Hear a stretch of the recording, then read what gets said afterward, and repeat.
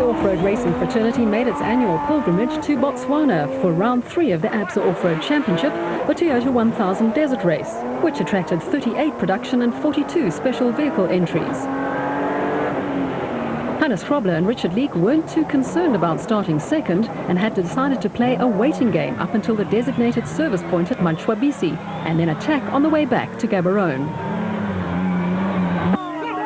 Neil Woolridge and Ken Scholthammer had opted for a similar strategy and were confident that the Team Ford Racing Ranger had the measure of the proudly South African Nissans. Duncan Foss and Henny Testega's proudly South African Nissan hardbody had developed a misfire from the start. Mark Cronje and Chris Birkin were the star performers in Class D for 6-cylinder powered production vehicles. No mean feat for the Castrol Toyota Hilux, which is powered by a 4-cylinder engine. Chris Visser and Joppie Badenhorst were the Class E leaders in the Tyco Trucks Toyota Hilux. Manfred Schroeder and Jack Peckham were hoping for a good result that would elevate them from second to first in the Class D Championship, while reigning Class D champions Hein Grobler and Gerard Prinsloo had yet to score a point in this year's ABSA Off-Road Championship, which was cause for huge frustration in the GBS racing camp. There was an almighty battle in Class E between Freiburg businessmen Hugo and Jaap de Bruin, who had won the class in their last 2 outings, and Zane Pearce and Henny Vosloo in the Castrol Toyota Hilux KZTE. The de Bruins put them to the post to grab the overnight Class E lead. The moment everyone had been waiting for finally arrived, and the thousands of supporters erupted as Hannes Grobler and Richard Leek picked their way through the throngs to bring the proudly South African Nissan hardbody home in the lead, just over 6 minutes ahead of the Ford Ranger of Neil Woolridge and Ken Scholthammer.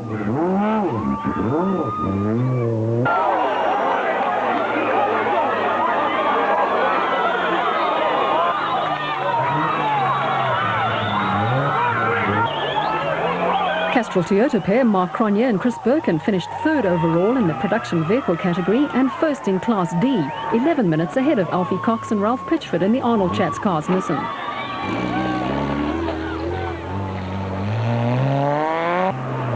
The de Bruins almost got it all wrong within sight of the finish.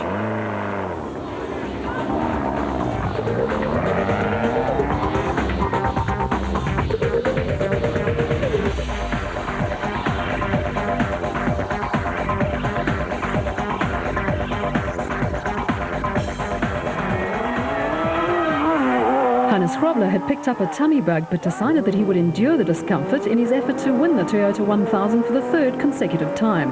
Ken Scholthammer worked overtime on the hooter to warn the fans of the imminent arrival of the Ford Ranger. The pressure was on Mark Cronje and Chris Birkin in the Castrol Toyota Hilux 2.7i. Alfie Cox and Ralph Pitchford were only 11 minutes behind in the Arnold Chats Cars Nissan hardbody, and the Toyota pair would have to come up with every trick in the book to stay ahead. Hugo and father Jaap de Bruin had matters in control in the ex-Cronje Castrol Toyota Hilux and proved to be uncatchable in Class E.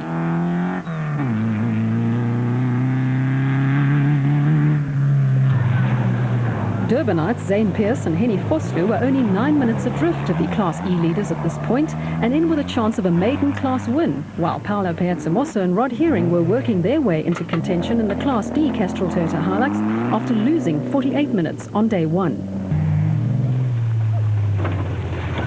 The only surviving GBS Racing Nissan hardbody, crewed by JP Augustine and Johan Dubel, would soon retire with a cooked motor after the radiator cradle broke. Henry Zamatin and Bodo Zwegler were, as always, having a steady run in the Mastercraft PlayStation Pajero and just waiting to pick up a place or two as their Class D rivals dropped out of the race.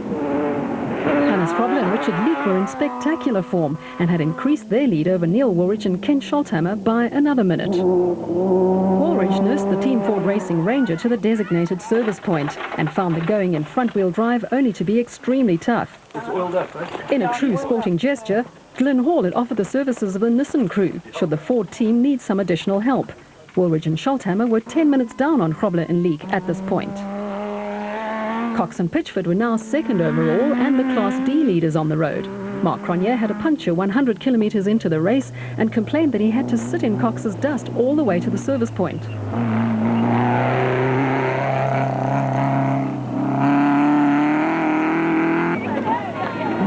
and Jaap de Bruin were 5th overall in the production vehicle category and comfortably in the Class E lead, while Pearson Vosloo seemed to have settled for 2nd place in the Castrol Toyota Hilux KZTE.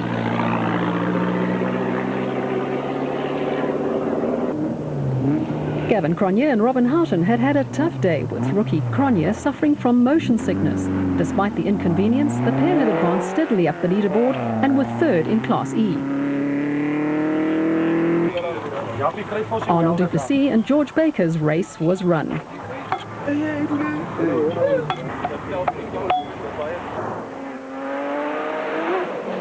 Less than 100 kilometers to go for Hannes Grobler and Richard Leek, and a 3rd successive Toyota 1000 victory was now a foregone conclusion for the reigning production vehicle champions.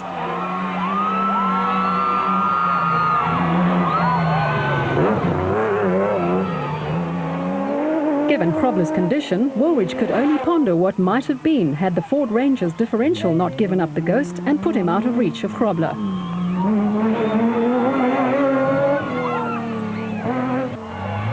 Cox had the bit between his teeth, knowing full well that every second would count at the finish, and that Mark Cronje, despite only having rear-wheel drive, was whittling away at his slender lead.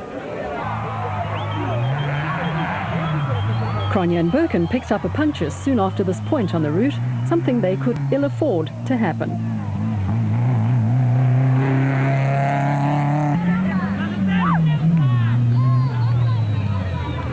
A blown engine later put paid to Paolo Piazzamosso and Rod Herring's chances of the finish. They were excluded from the results for being towed across the line by Class E winners Hugo and Jaap de Bruin in the Castrol Toyota Hilux 2.7i.